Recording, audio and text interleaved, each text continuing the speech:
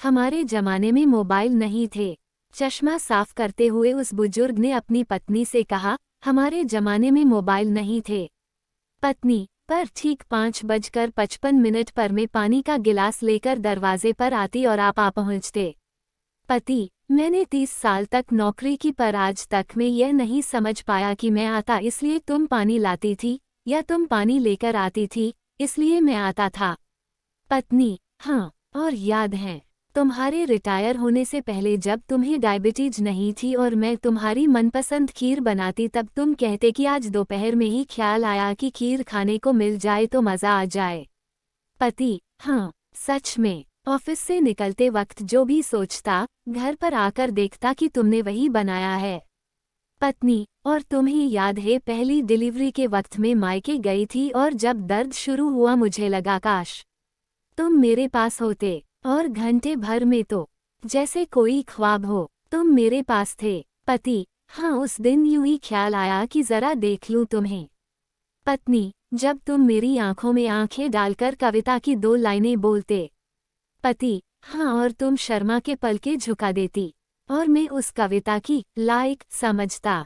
पत्नी, और हाँ, जब दोपहर को चाय बनाते वक्त में थोड़ा जल गई थी और उसी शाम तुम बरनोल की ट्यूब अपनी जेब से निकाल कर बोले, इसे अलमारी में रख दो। पति, हाँ, पिछले दिन ही मैंने देखा था कि ट्यूब खत्म हो गई है, पता नहीं कब जरूरत पड़ जाए, यही सोचकर मैं ट्यूब ले आया था। पत्नी, तुम कहते आज ऑफिस के बाद तुम वही आ जाना, हम सिनेमा देखेंगे और खाना भी बाहर खा लेंगे। पति, और जब तुम आती तो जो मैंने सोच रखा हो तुम वही साड़ी पहन कर आती।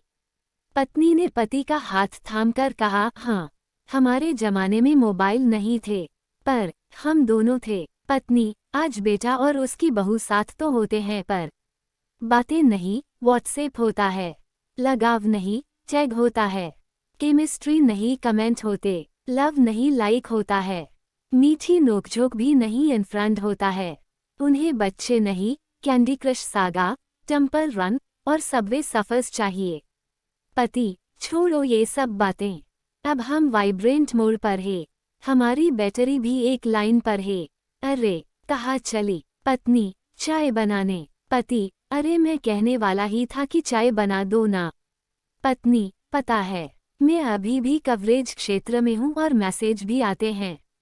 दोनों हंस पड़े। पति, हाँ, हमारे जमाने में मोबाइल नहीं थे। आशा करती हूँ ये कहानी आपको पसंद आई होगी। अगर कहानी पसंद आई हो तो लाइक, सब्सक्राइब और शेयर करना ना भूलें।